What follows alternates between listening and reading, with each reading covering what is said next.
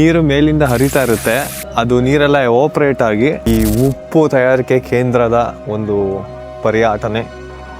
ಆಗಿನ ಕಾಲದಲ್ಲಿ ಉಪ್ಪು ತಯಾರಿಸೋಕ್ಕೆ ಉಪಯೋಗಿಸ್ತಾ ಇದ್ರು, ಆದರೆ ಈಗಿನ ಕಾಲದಲ್ಲಿ ಇದು ಇಲ್ಲಿ ನೋಡ್ಬೋದು, ನಿಮಗೆ ಕಾಣಿಸುತ್ತೆ ಫುಲ್ಲು.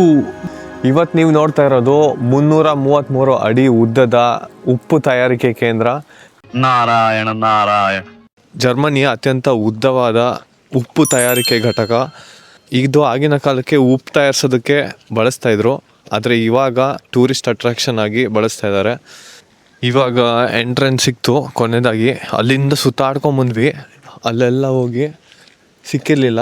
ಸದ್ಯ ಈಗ ಇಲ್ಲಿ ಎಂಟ್ರೆನ್ಸ್ ಇದೆ ಅಂತ ತೋರಿಸ್ತಾ ಇದೆ, ನೋಡೋಣ ಎಷ್ಟಿದೆ ದುಡ್ಡು ಎಂಟ್ರೆನ್ಸ್ ಫೀಸ್ ಅಂತ. ಆ ಕಡೆ ಎಲ್ಲ ಬಿಯರ್ ಗಾರ್ಡನ್ ಇದೆ, ಚೆನ್ನಾಗಿದೆ ನೋಡಿ. ಇಲ್ಲಿ ನೀರು ಹರಿತಾ ಇದೆ, ಇಲ್ಲಿಂದ ನೀರು ಬಂದಿದ್ದು ಹರ್ಕೊಂಡು ಹೋಗುತ್ತೆ ಆ ಕಡೆಗೆ. ಮೋಸ್ಟ್ಲಿ ಇದೇ ನೀರು ಅನಿಸುತ್ತೆ ಅಲ್ಲಿಗೂ ಹೋಗೋದು, ಗೊತ್ತಿಲ್ಲ, ಹೋಗಿ ನೋಡೋಣ. ಬಟ್ ಐ ಥಿಂಕ್ ಇವಾಗ ಒಳಗೆ ಬಿಟ್ಟರು 250 ರೂಪಾಯಿ ಇಸ್ಕೊಂಡ್ರು ಒಬ್ರಿಗೆ. ಇಲ್ಲಿ ನೋಡ್ಬೋದು ಫುಲ್ಲು ನೀರು ಬೀಳ್ತಾ ಇದೆ, ಇದರಲ್ಲೇ ಉಪ್ಪು ತಯಾರಿಸ್ತಾರೆ. ಇದ್ರ ಕೆಳಗಡೆ ಫಿಲ್ಟರ್ ಆಗ್ಬಿಟ್ಟು ಹೋಗುತ್ತೆ ನೀರಲ್ಲಿ. ಈ ಮುಳ್ಳಿನ ಮೂಲಕ ನೀರು ಹರಿದು ಹೋಗುತ್ತೆ, ಆಮೇಲೆ ಇದ್ರ ಹಿಂದೆಗಡೆ ಉಪ್ಪು ಫಿಲ್ಟರ್ ಆಗುತ್ತೆ. ನನಗೆ ಒಂಥರ ವಾಸನೆ ನೋಡಿದ್ರೆ ಗೊತ್ತಾಗುತ್ತೆ, ಇದು ತುಂಬ ಒಳ್ಳೆ ಉಪ್ಪಿನ ಗಾಳಿ ಬರ್ತಾ ಇದೆ. ಇದು ನಮ್ಮ ಶ್ವಾಸಕೋಶಕ್ಕೆ ತುಂಬ ಒಳ್ಳೇದಂತೆ. ಸೊ ಹಾಗಾಗಿ ಇಡೀ ಹಳ್ಳಿಯಲ್ಲಿ ನಮ್ಮ ಒಂದು ಸಮುದ್ರ ವಾತಾವರಣ ಬರೋದಕ್ಕೆ ಈ ಥರ ಉಪ್ಪಿನ ಗಾಳಿನ ಹರಿದಾಡ್ತಾ ಇದೆ. ಸೊ ಹಾಗಾಗಿ ಇದು ಒಳ್ಳೆ ಒಂದು ಇನಿಷಿಯೇಟಿವ್ ಅಂತ ಹೇಳ್ಬೋದು. ಉಪ್ಪಿನ ನೊರೆ ಬರ್ತಾ ಇದೆ ನೋಡಿ ಇಲ್ಲಿ.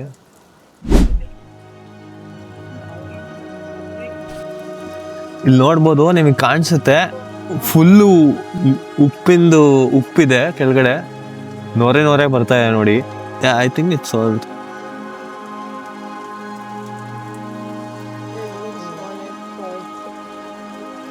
ಇದು ಒಳ್ಳೆ ನಮ್ಮ ಜಾಲಿ ಮುಳ್ಳಿರೋ ಥರ ಹಳ್ಳಿ ಕಡೆ ಆ ಥರ ಇದೆ, ಒಳ್ಳೆ ಮುಳ್ಳಿನ ಗಿಡ. ಇದು ತುಂಬ ಹಳೇದಿದು, ಹಳೆ ಕಾಲದ್ದು.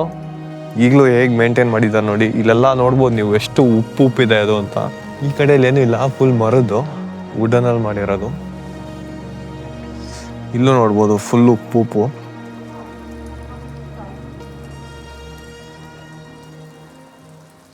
ಎಷ್ಟು ದೊಡ್ಡದಿದೆ ನೋಡಿ.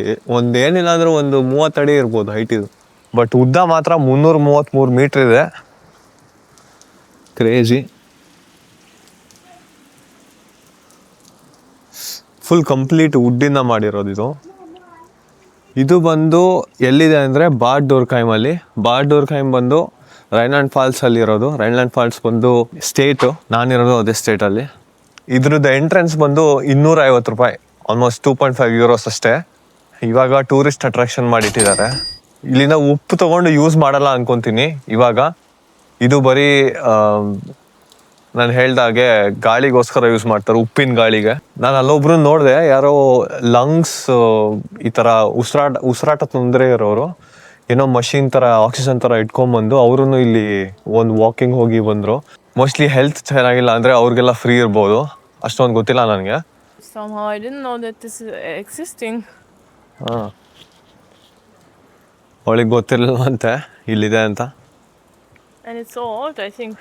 They How old is built this? in 1800 irgendwas. Yeah.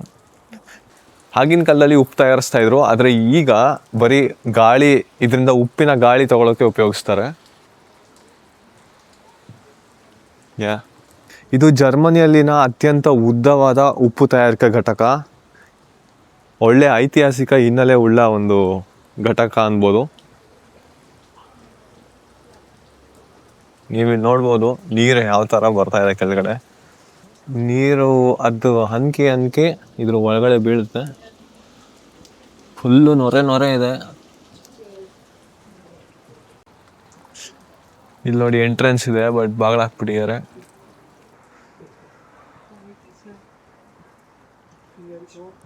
ಇದು ಅವಾಗ ಕೆಳಗಡೆ ಬಂದು ಕಾಯ್ತಾ ಇದ್ವಿ, ಎಂಟ್ರೆನ್ಸ್ ಎಲ್ಲಿ ಅಂತ ಹುಡುಕ್ತಾ ಇದ್ವಿ, ಸಿಗ್ಲಿಲ್ಲ. ಒಳ್ಳೆ ಆರ್ಚ್ ಥರ ಇದೆ ಇಲ್ಲಿ. ಇದ್ರ ಸುತ್ತಮುತ್ತ ನೋಡ್ಬೋದು ಪಾರ್ಕ್ಗಳಿದೆ, ಮಕ್ಕಳೆಲ್ಲ ಆಟ ಆಡ್ತಾಯಿದ್ರು.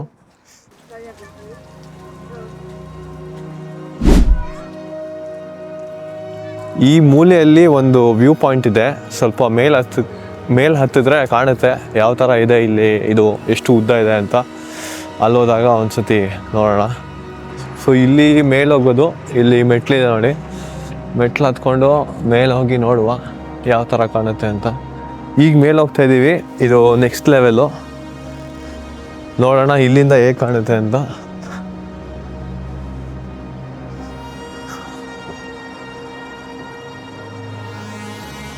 ಓ ಕ್ರೇಜಿ. ನೀವು ನೋಡ್ಬೋದು ಅಲ್ಲಿ ಹಿಂದೆಗಡೆ ಎಷ್ಟು ಉದ್ದ ಇದೆ ಅಂತ.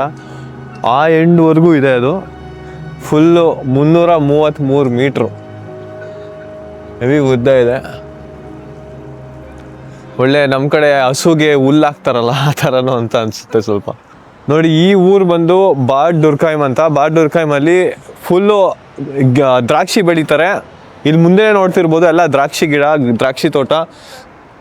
ದ್ರಾಕ್ಷಿ ಬೆಳೆದು ಇಲ್ಲಿ ವೈನ್ ಮಾಡ್ತಾರೆ. ಇವ್ರದ್ದು ಊರು ತುಂಬ ಫೇಮಸ್ಸು ವೈನಿಗೆ. So usually white wine, red wine ಎಲ್ಲ ಮಾಡ್ತಾರೆ. ವೈಟ್ ವೈನ್ ನನಗೆ ತುಂಬ ಇಷ್ಟ ಇಲ್ಲಿಂದು. ಸೊ ನೋಡ್ಬೋದು ಸಖತ್ತಾಗಿದೆ. ಸೊ ಈ ಹಳ್ಳಿಗೆ ನಿಮ್ಮದು ಈ ಉಪ್ಪಿನ ಗಾಳಿನ ಹರಿಸ್ತಾರೆ ಎಲ್ಲ ಕಡೆ. ಒಳ್ಳೆ ಸಂಗತಿ. ನಾವು ಹಿಂಗೆ ಇಂಡ್ಯಾದಲ್ಲಿ ಈ ಥರ ಉಪ್ಪಿನ ಗಾಳಿನ ಹರಡಿಸೋಣ, ಪೊಲ್ಯೂಷನ್ನ ಕಮ್ಮಿ ಮಾಡಿ. ಇವಾಗ ಆಚೆ ಹೋಗ್ತಾ ಇದ್ದೀವಿ. ಇನ್ನೇನು ಮುಗೀತು ನಮ್ಮ ಈ ಉಪ್ಪು ತಯಾರಿಕೆ ಕೇಂದ್ರದ ಒಂದು ಪರ್ಯಟನೆ. ಆಚೆ ಕಡೆ ಹೋಗ್ಬೇಕಾದ್ರೆ ಇಲ್ಲಿ ಹಾಕಿದ್ದಾರೆ ನೋಡಿ, 2007ರಲ್ಲಿ ಈ ಥರ ಇತ್ತಂತೆ ಇದು. ನೋಡಿ ಇದು ಒಂದ್ಸತಿ ಸುಟ್ಟೋಗಿತ್ತಂತೆ, ಆಮೇಲೆ ರಿಪೇರ್ ಮಾಡಿದ್ದಾರೆ. 2007ರಲ್ಲಿ ಈ ರೀತಿ ಕಾಣಿಸ್ತಿತ್ತು ಒಳಗಡೆ. ನೋಡಿ ಇದನ್ನು ಯಾರೋ ಬೆಂಕಿ ಹಚ್ಚಿ ಕಿಡಿಗೇಡಿಗಳು ಏನೋ ಮಾಡಕ್ಕೆ ಹೋಗಿದ್ದಾರೆ. ಎಂಥ ಜನ ಇರ್ತಾರೆ ಅಲ್ಲ. ಸೊ ಇವಾಗ ಮುಗೀತು, ಆಚೆ ಹೋಗ್ತಾ ಇದೀವಿ. ಇದನ್ನ ಕಟ್ಟೋದಕ್ಕೆ ಇಲ್ಲಿ ಎಷ್ಟು ಖರ್ಚು ವೆಚ್ಚ ಆಗಿತ್ತು ಅಂತ ಹಾಕಿದ್ದಾರೆ. ಸುಮಾರು 5.5 ಮಿಲಿಯನ್ ಯೂರೋ, ಸುಮಾರು 55 ಕೋಟಿ ಆಯ್ತು ಅಂತ ಇದನ್ನು ಕಟ್ಟೋದಕ್ಕೆ. ನೋಡಿ ಇದು ಮಾಮೂಲಿ ನೀರು ಹರಿದು ಬರುತ್ತಲ್ಲ, ಅಲ್ಲಿ ಆಗ್ಲೇ ತೋರಿಸಿದ್ನಲ್ಲ, ಅಲ್ಲಿಂದ 3% ಇರುತ್ತೆ ಅದರಲ್ಲಿ ಉಪ್ಪು. ಆ ಮರದೊಳಗಡೆ ಹರಿದೋದ್ಮೇಲೆ ಅದು ಸುಮಾರು 11.6% ಆಗುತ್ತೆ ಉಪ್ಪು. ಅದರಿಂದ ಆಮೇಲೆ ಉಪ್ಪು ತೆಗಿತಾರಂತೆ. ನಾರಾಯಣ ನಾರಾಯಣ.